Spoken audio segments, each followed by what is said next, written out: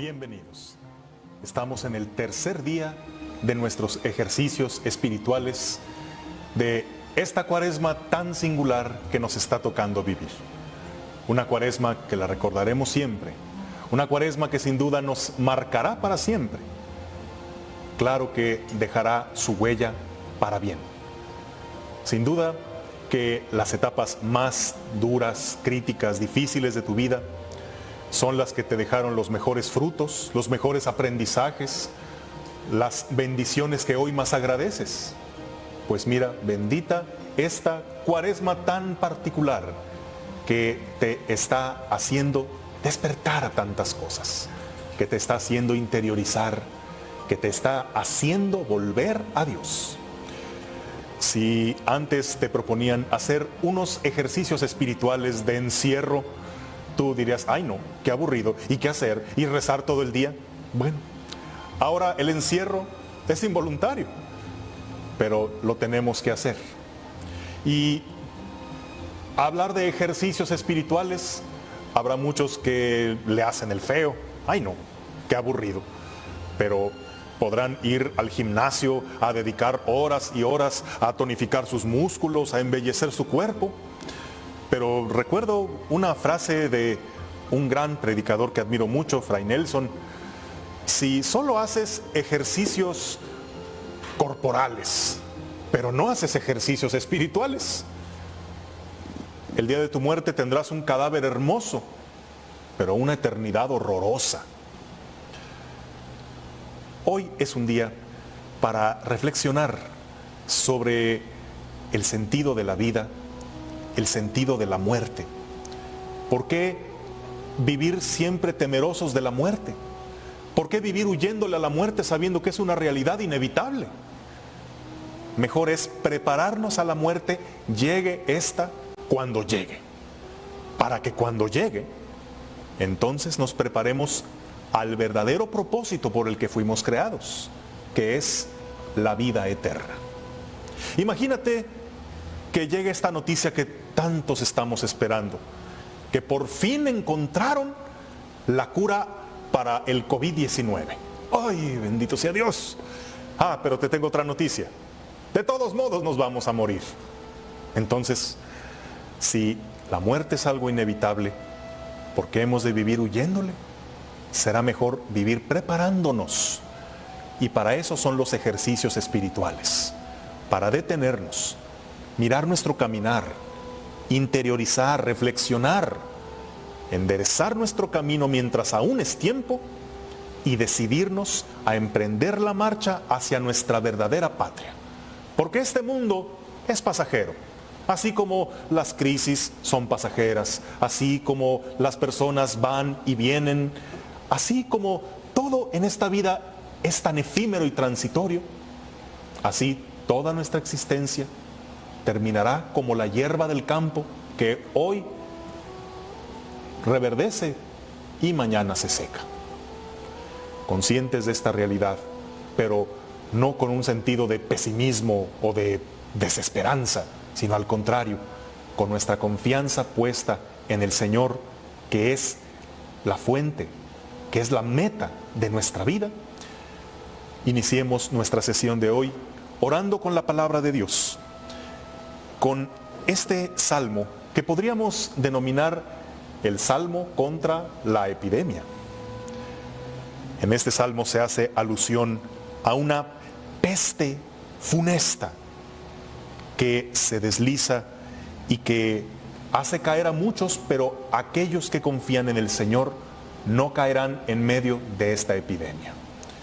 Te pido que te unas en oración y sigas en tu pantalla la oración que vamos a proclamar enseguida, el Salmo 90, a la sombra del Omnipotente. En el nombre del Padre, del Hijo y del Espíritu Santo. Amén. Tú que habitas al amparo del Altísimo, que vives a la sombra del Omnipotente, di al Señor, refugio mío, alcázar mío, Dios mío, confío en ti. Él te librará de la red del cazador, de la peste funesta. Te cubrirá con sus plumas, bajo sus alas te refugiarás. Su brazo es escudo y armadura. No temerás el espanto nocturno, ni la flecha que vuela de día, ni la peste que se desliza en las tinieblas, ni la epidemia que devasta a mediodía. Caerán a tu izquierda 1000, 10.000 a tu derecha. A ti no te alcanzará. Tan solo abre tus ojos y verás la paga de los malvados, porque hiciste del Señor tu refugio, tomaste al Altísimo por defensa. No se te acercará la desgracia, ni la plaga llegará hasta tu tienda, porque a sus ángeles ha dado órdenes para que te guarden en tus caminos. Te llevarán en sus palmas, para que tu pie no tropiece en la piedra. Caminarás sobre áspides y víboras, pisotearás leones y dragones. Se puso junto a mí, lo libraré, lo protegeré, porque conoce mi nombre. Me invocará y lo escucharé. Con él estaré en la tribulación, lo defenderé, lo glorificaré, lo saciaré de largos días y le haré ver mi salvación. Gloria al Padre, al Hijo y al Espíritu Santo, como era en el principio, ahora y siempre, por los siglos de los siglos. Amén. Espíritu Santo, fuente de luz, ilumínanos. En el nombre del Padre, del Hijo y del Espíritu Santo. Amén. El tema que nos toca hoy considerar, seguimos en la línea de la misericordia, es hablar sobre el trato misericordioso. El tema se enuncia así: Jesús trata a cada uno con misericordia. Y es que esta palabra ya tan citada, tan enunciada, no es solamente un concepto que se tenga en la cabeza. Es algo que se nota, y particularmente en la forma de tratar a los demás. No puedes presumir que eres misericordioso si tratas a los demás con aspereza o con la punta del pie, groseramente. La misericordia se nota sobre todo en que tratamos a los demás con ciertas características. A ver, así con un primer vistazo, ¿cuál para ti serán las características de un trato misericordioso?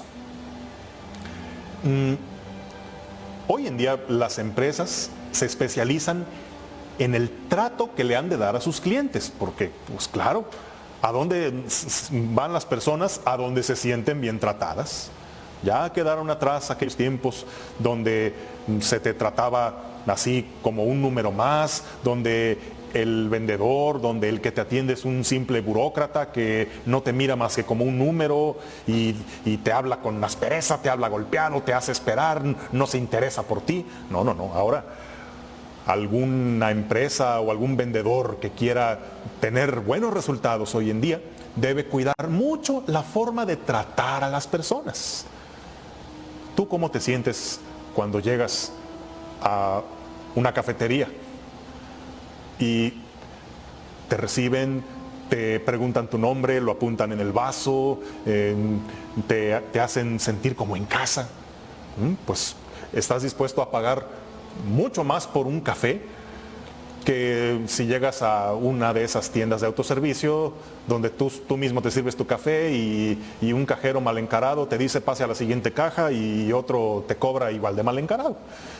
Pues será el mismo café, pero quieras que no, el trato le da una plusvalía al servicio. Hace pocos días que que llegaba al aeropuerto, me reciben ahí en la aerolínea. ¿Cómo está? ¿Cómo le fue en su viaje? ¿Todo bien? Ah, caray, y tanta amabilidad, tanto interés por mi persona.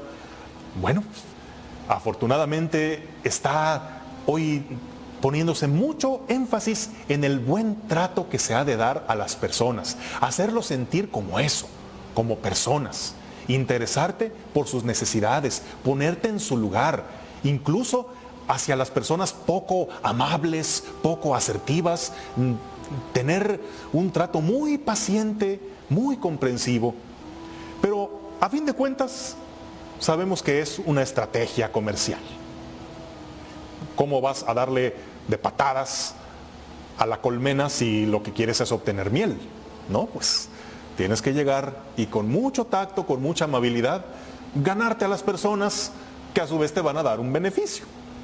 Bueno, si esto lo hacen algunos por conveniencia, por vender, por ganarse un estatus en la sociedad, ¿qué no habríamos de hacer nosotros por nuestra convicción de fe, por nuestra condición de cristianos y de seguidores de Jesús?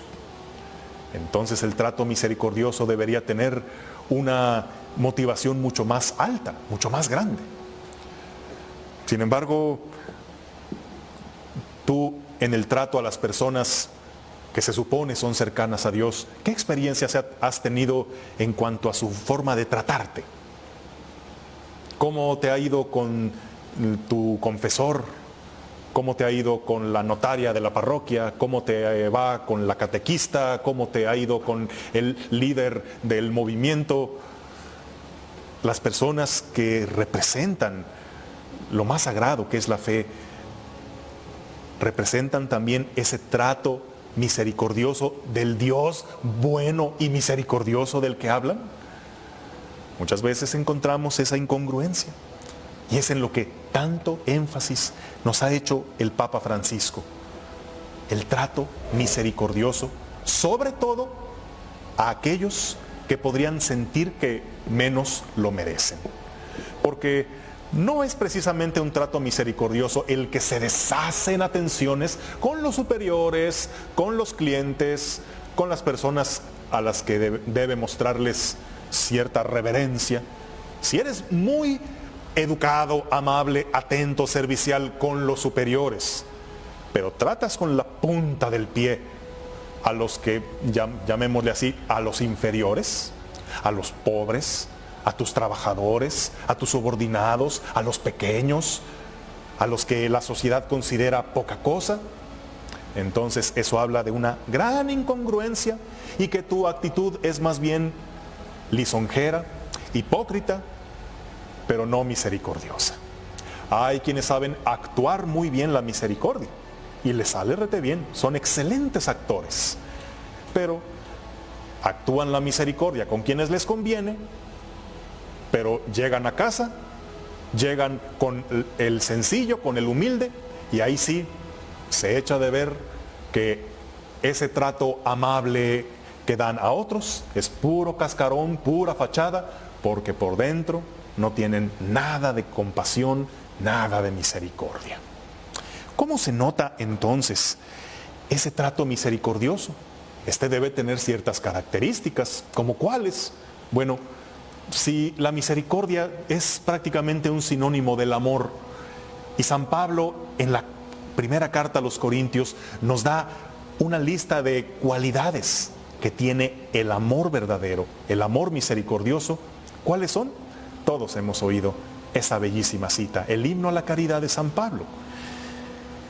El amor es comprensivo, el amor es servicial, no es envidioso, jactancioso ni orgulloso. El amor no es grosero ni egoísta, no pierde los estribos ni es rencoroso. No se alegra de lo injusto, sino que goza en la verdad. Todo lo cree, todo lo espera, todo lo soporta. Una actitud misericordiosa es, en primer lugar, comprensiva. En algunas traducciones aparece como comprensivo, otros como compasivo, pero expresan lo mismo. El que comprende es el que tiene esa virtud de la empatía, el que puede ponerse en los zapatos del otro y en lugar de solo escuchar para rebatir y para imponerle nuestros propios criterios, trato de entenderte, trato de ponerme en tu lugar. Una actitud misericordiosa de entrada debe implicar la comprensión, el brindar ese alivio a aquel que trae una enorme carga en sus espaldas y que necesita tal vez no alguien que le resuelva el problema, solo alguien con quien compartir la carga. Solo alguien que le pueda brindar un poquito de comprensión, un poquito de compasión, una palmada en el hombro, un abrazo, un decirle, ánimo, estoy contigo. No es mucho pedir. Primer punto de la actitud misericordiosa. El amor es servicial. Puede haber alguien muy acomedido, que le encanta hacer favores y andar en los quehaceres, pero cuando el servicio cuesta, cuando el servicio no es algo que a ti te retribuya, sino es algo que los demás necesitan y que a ti te saca de tu zona de confort, entonces ya aquí hablamos de una actitud misericordiosa. No tengo ganas, pero me necesitan y lo voy a hacer. Tal vez no es lo que más me agrada hacer, pero la misericordia me apremia a hacer esto de lo que me siento muy indispuesto, pero lo voy a hacer. Esa actitud de servicio es la actitud misericordiosa, que no sabe nada de envidias, de jactancia, de orgullo. Ay, porque algunos que bien les sale la actuación, como decía, y por dentro hay tanta hipocresía. ¿Cómo podemos llegar y ser extremadamente amables con alguien y ponerle una mueca de sonrisa, pero por dentro estar maldiciéndolos, estar buscando la manera de dañarlos, o por las espaldas apuñalarlos con nuestra crítica? Mucho cuidado con el querer tener una actitud misericordiosa de frente, pero por la espalda ser sus peores enemigos. O peor, el que tú seas misericordioso con los demás sea solo una forma de autocomplacerte, de sentir que los demás admiran lo bueno que eres. Una forma de rellenar tu ya de por sí inflado ego. Es que eres tan bueno, es que nadie como tú, es que nadie da así como lo haces tú. Ay, pues quieras que no, eso infla mi orgullo y me encanta que la gente lo diga y me encanta que me tengan en ese concepto. Y podemos incluso valernos de la necesidad del prójimo para que sea una ocasión más para seguirnos vanagloriando. ¿Qué tanto comentario puedo hacer a que el amor no es grosero, ni egoísta, ni pierde los estribos? La paciencia es, sin duda, un punto importantísimo de la misericordia. Es curioso cómo en otra de sus cartas, me parece en Colosenses, Pablo señala, hermanos, sopórtense unos a otros cuando tengan quejas entre ustedes, sopórtense. Otra manera de enunciar el nuevo mandamiento de nuestro Señor, ámense unos a otros, bueno, para que mejor me entiendan, sopórtense unos a otros, porque muchas veces el amor también implica soportar, implica el tener esa serenidad ante los defectos que no van a cambiar, al menos por el momento, ante la aceptación, la tolerancia de las personas o de las circunstancias que no podemos cambiar. Eso también habla de misericordia. Saber que eres así y te tengo que aprender a querer como eres, con muchas cosas que no me gustan de ti o con muchas cosas que no estoy de acuerdo contigo. El amor es paciente, todo lo soporta, todo lo cree, todo lo espera. En fin, tú, ¿qué actitudes misericordiosas estás reflejando en tu trato actualmente? ¿O cuáles te están haciendo falta? Es la ocasión de hacernos un serio examen de conciencia en cuanto a nuestro trato que hacemos a los demás con misericordia. Preguntarnos también, ¿tú en la iglesia has sido tratado con misericordia? Tú fuiste buscando esa misericordia y ¿qué encontraste? Quizá te encontraste un regaño, te encontraste alguien malacariento, indispuesto y a toda prisa, alguien que no tenía tiempo para ti, alguien que no supo conectar con tu necesidad. Tristemente, y aquí pedir perdón en nombre propio y en nombre de todos mis hermanos sacerdotes y servidores en la iglesia, que lo que construyen con sus palabras lo deshacen con sus actos, con su maltrato, con su aspereza, quizá con su arrogancia. Perdón por las veces en que has buscado la confesión o un consejo y te has encontrado a un sacerdote indispuesto a la carrera, quizá lo agarraste en su mal momento y te habló muy ásperamente, hirió tu sensibilidad.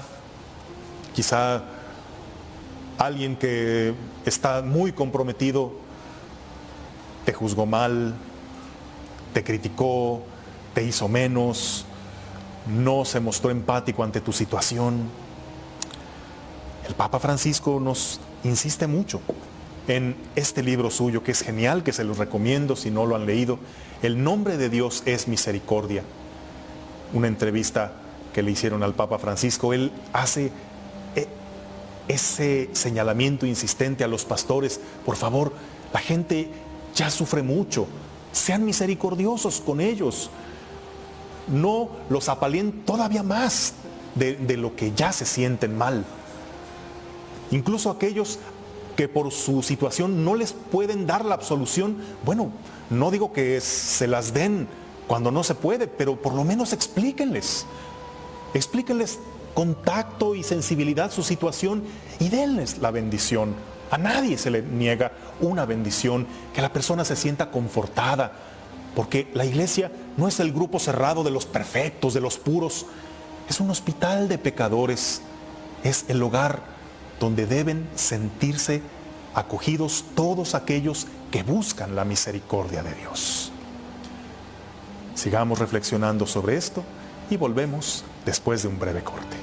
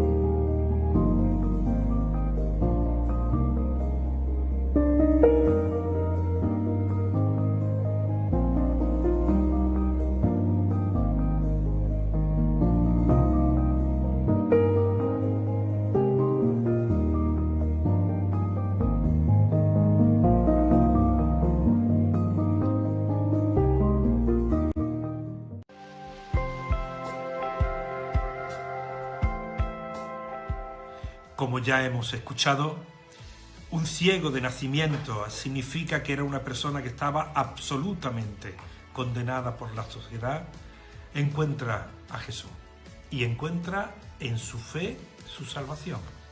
San Agustín hace un breve comentario sobre este Evangelio de Mateo y nos dice que este ciego es figura de lo que somos todos nosotros, es decir, nos representa.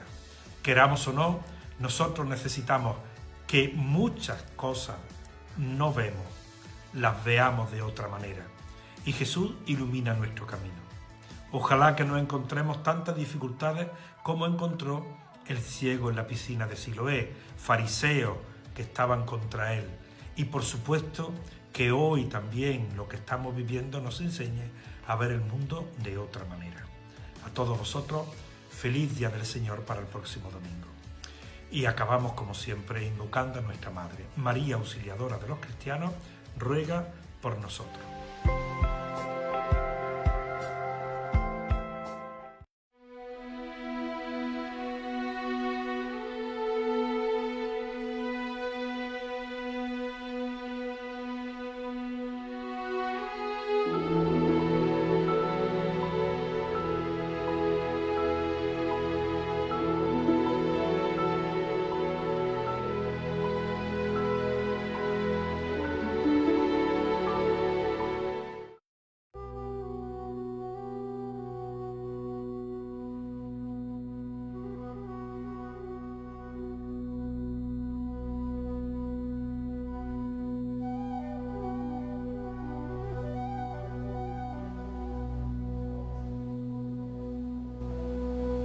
Hablando sobre el trato misericordioso, podríamos pensar que este consiste solo en ser muy blandos con la persona, en sobarle el lomo, en darle por su lado, decirle a todo que sí, en simplemente hacerla sentirse bien.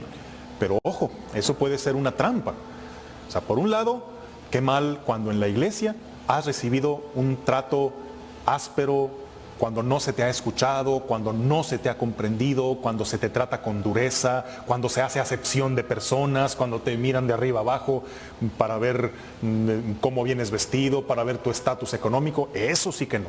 Pero también se puede ir a otro extremo que no es el adecuado.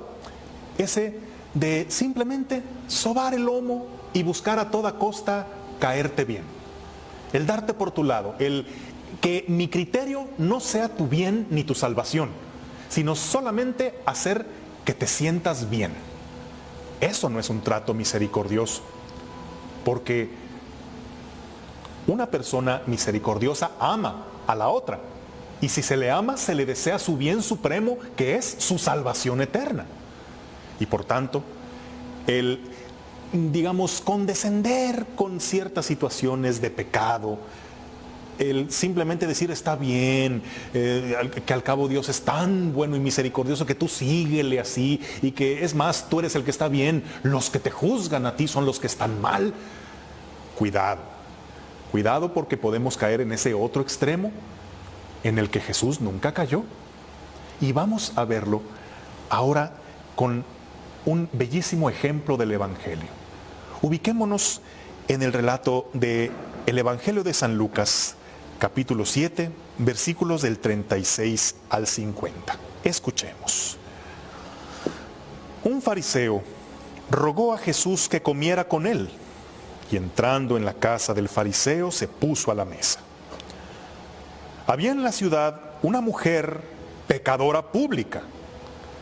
Al enterarse de que estaba comiendo en casa del fariseo, llevó un frasco de alabastro de perfume, y poniéndose detrás a los pies de él, comenzó a llorar, y con sus lágrimas le mojaba los pies, y con los cabellos de su cabeza se los secaba, besaba sus pies y se los ungía con el perfume. Al verlo el fariseo que le había invitado, se decía para sí: si este fuera profeta, sabría quién y qué clase de mujer es la que le está tocando. Sabría que es una pecadora. Jesús le respondió: Simón, tengo algo que decirte. Él dijo: di, maestro. Un acreedor tenía 2 deudores.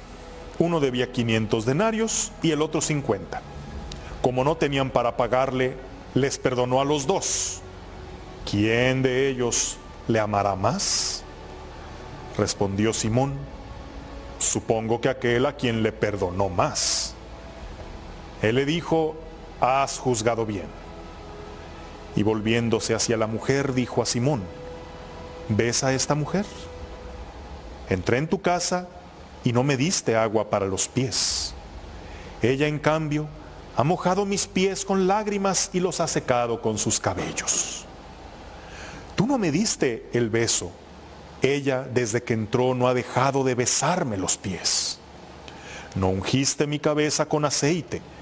Ella ha ungido mis pies con perfume. Por eso te digo que quedan perdonados sus muchos pecados, porque ha mostrado mucho amor. A quien poco se le perdona, poco amor demuestra. Y le dijo a ella: tus pecados quedan perdonados. Los comensales empezaron a decirse para sí: ¿quién es este que hasta perdona los pecados? Pero él dijo a la mujer: tu fe te ha salvado, vete en paz. Palabra del Señor. En este texto podemos observar ciertas actitudes de Dios hacia el pecador. Contrastando la actitud de Jesús con la del fariseo, un fariseo que esperanzas que públicamente se acercara a esta mujer pecadora pública.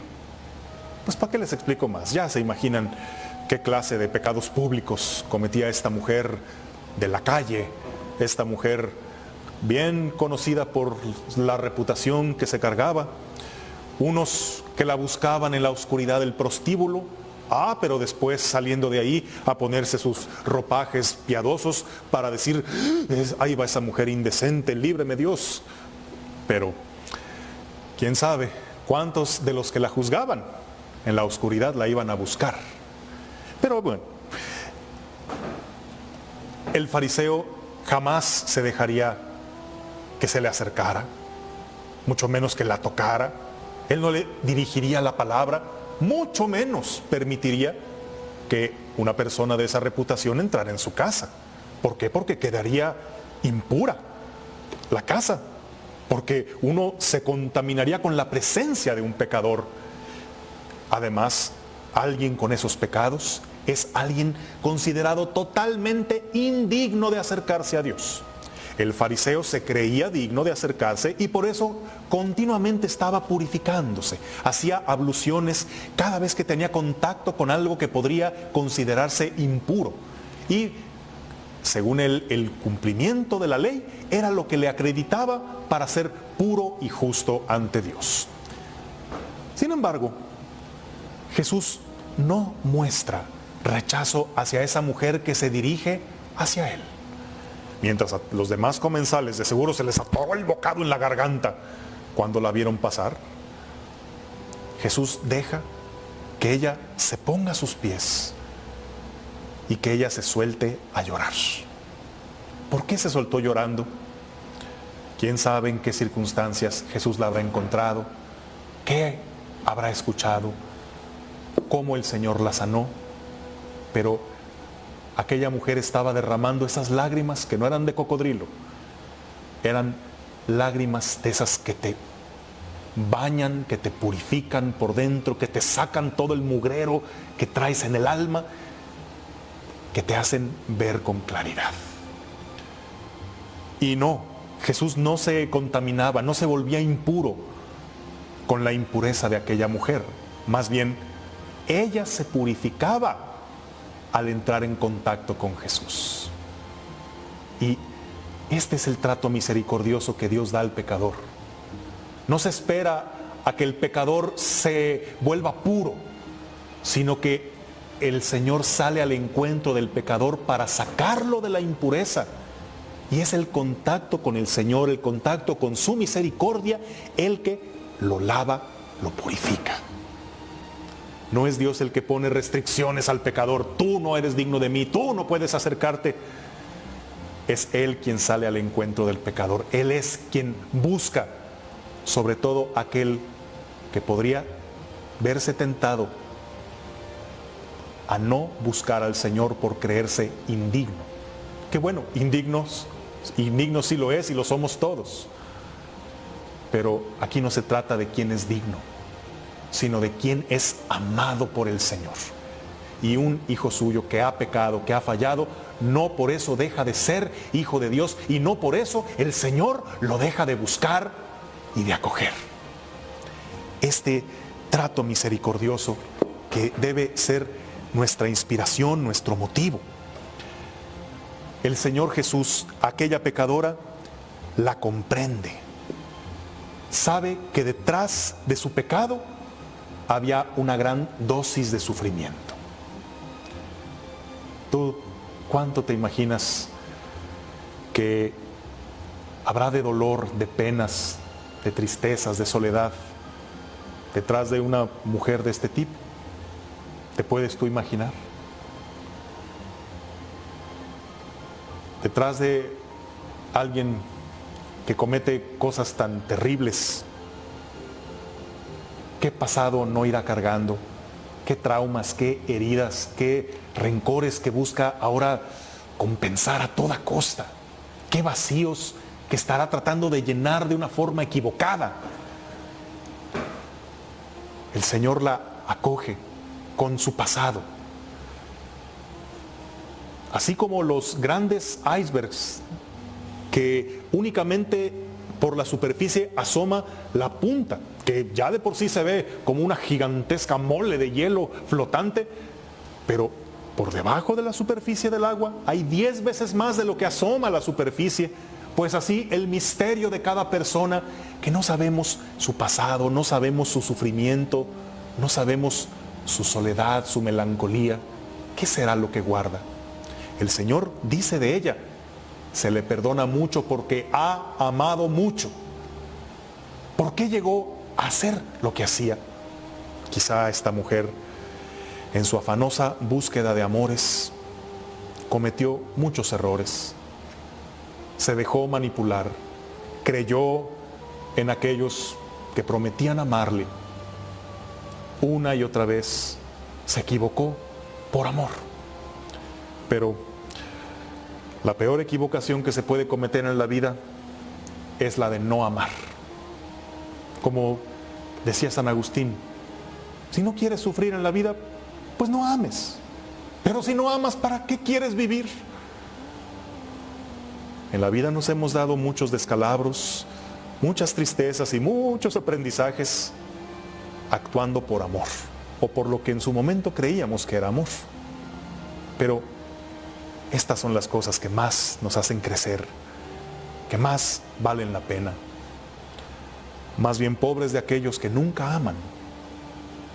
Tal vez no sufren tanto, tal vez no se equivocan tanto, no hacen cosas de las que luego se van a avergonzar, pero qué vacía es una vida en la que no has amado.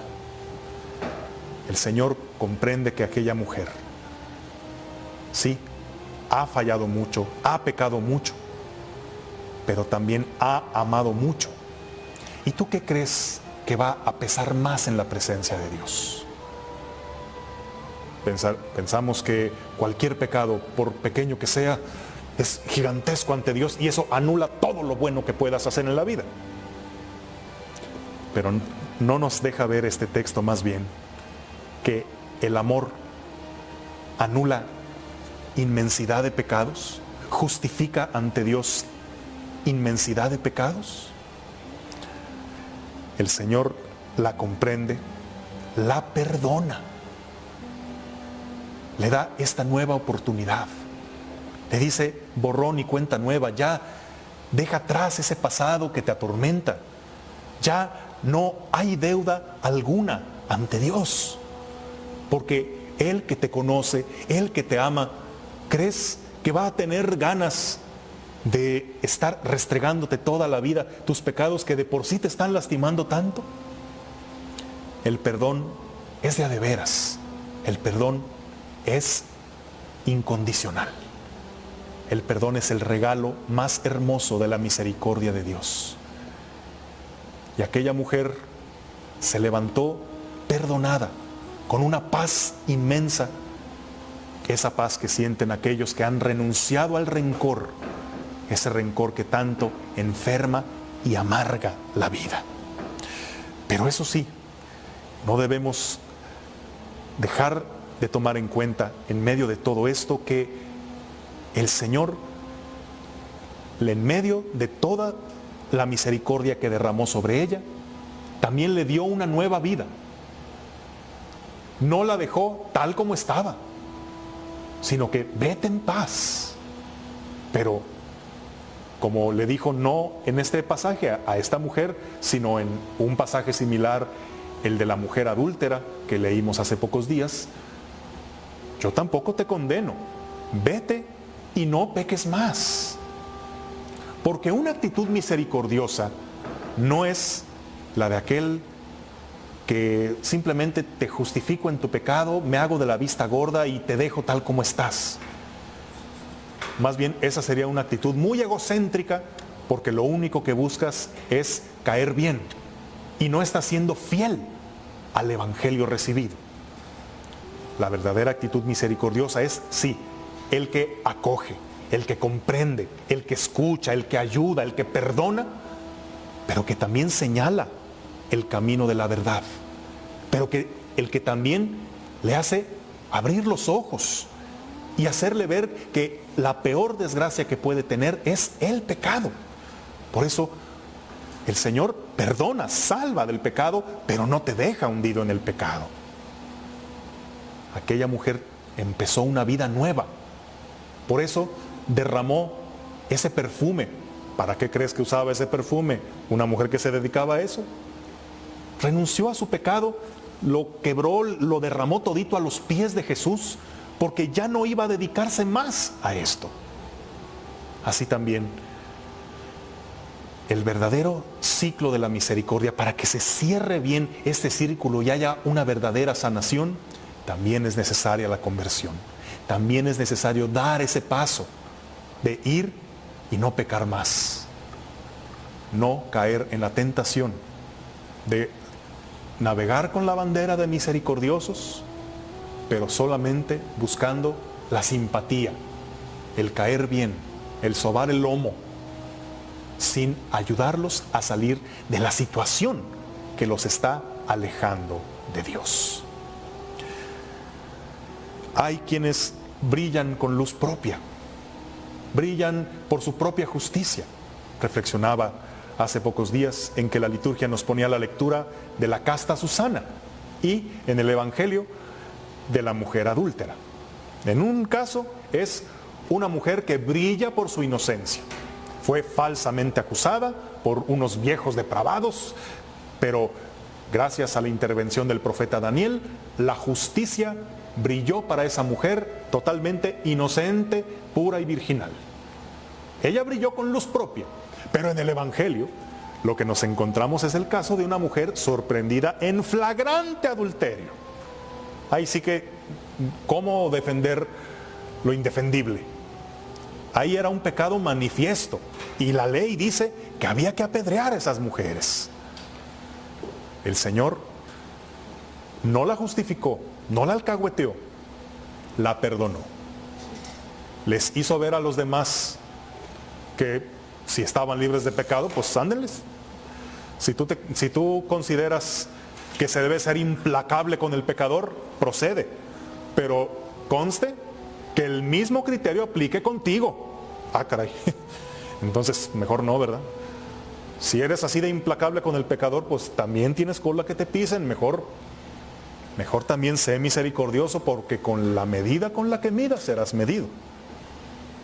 Y así se retiraron los acusadores. Y ahí es donde el Señor nos tiene, frente a frente. A ver, está bien, entiendo las razones que hayas tenido para pecar. Entiendo que muchas veces fue por amor o creíste que fue por amor. Ánimo, el Señor te perdona, el Señor te entiende. Pero ve y no vuelvas a pecar. Hay quienes brillan con luz propia y hay quienes son iluminados por Cristo. Si tú eres de aquellos que pueden presumir que nunca han caído, que nunca han fallado, que tienen una reputación impecable, felicidades, mis respetos. Pero los que no tenemos nada que presumir, sino nuestra debilidad y lo que la misericordia de Dios ha hecho por medio de esa debilidad, entonces no te diré que brillo con luz propia, sino que soy iluminado por aquel que es el sol del amor, de la misericordia. Y no tengo nada de qué gloriarme, sino es de mi Señor Jesucristo, que me amó y se entregó por mí, y que siendo pecador, Él me perdonó, Él me salvó e hizo brillar su gloria a través de mi debilidad y mi pecado. Eso es tener una experiencia de la misericordia de Dios. Y pues claro, al que no se le perdona nada, pues generalmente no ama nada, no siente estar en deuda. Tú eres de los que siente estar en deuda con el Señor. Por eso te entregas, por eso evangelizas. Ciertamente es admirable alguien que siempre ha sido bueno, que nunca ha fallado, que nunca ha caído. Pero es más admirable aún aquel que no siempre fue bueno, aquel que ha tenido grandes tropiezos y pecados en su vida, y la misericordia de Dios lo ha levantado, lo ha restablecido y lo ha hecho brillar como una luz para los demás. Por algo el Señor le dijo a Simón Pedro: justo después de sus 3 negaciones, apacienta mis ovejas. Pero Señor, ¿por qué a él? Si ya ves de lo que es capaz, fue capaz de negarte. Precisamente, eligió para ser el gran ministro del perdón a alguien que falló y que experimentó el perdón, para que sea misericordioso con aquellos que también caerán, flaquearán y puede que también me negarán. Preguntémonos para llevar nuestra reflexión así rumiándola durante el día. ¿Cómo ha sido el Señor misericordioso contigo?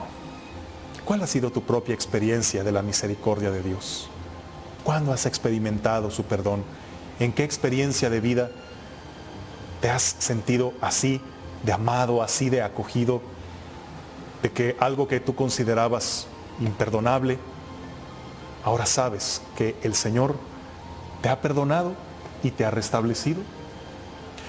Y también pregúntate, ¿en qué o con quiénes tienes que mejorar tu trato misericordioso? ¿Cómo es tu trato? Tal vez se te facilita ser una persona muy amable, muy melosa. Tal vez eres un tanto seco, no se te da eso de ser muy sonriente o de hablar con palabras cursis.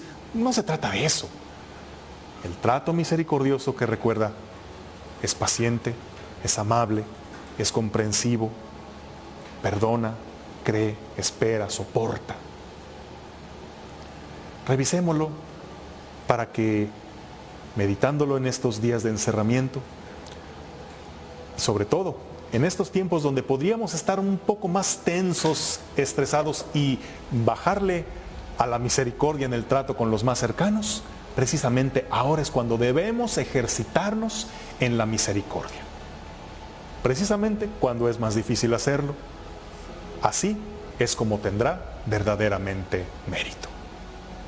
Terminamos con esta oración compuesta por Santa María Faustina, la gran apóstol del Jesús de la Divina Misericordia.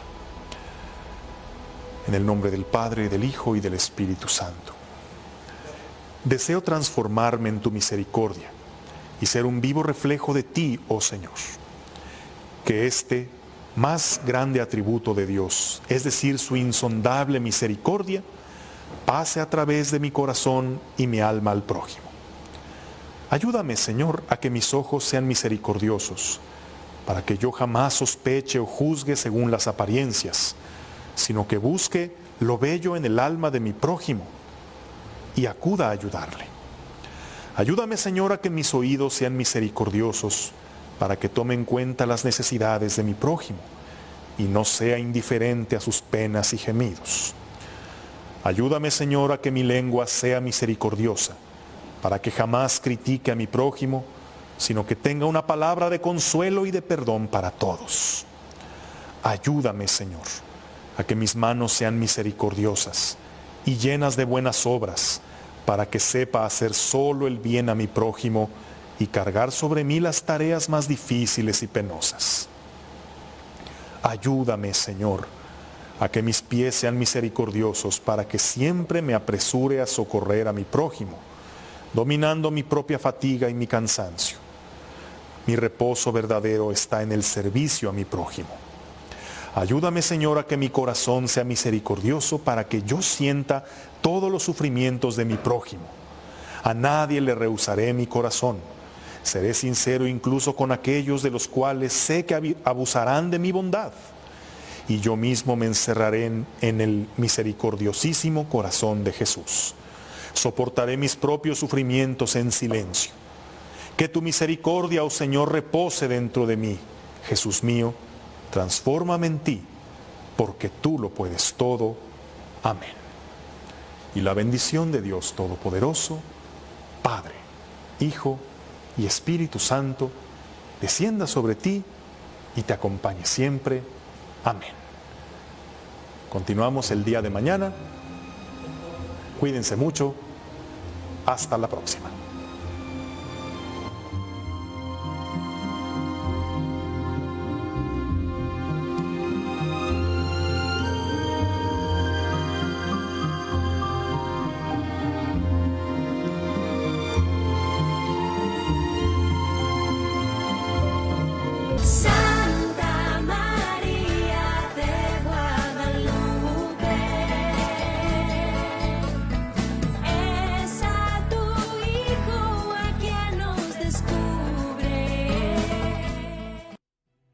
Si usted desea una copia de este programa, por favor contacten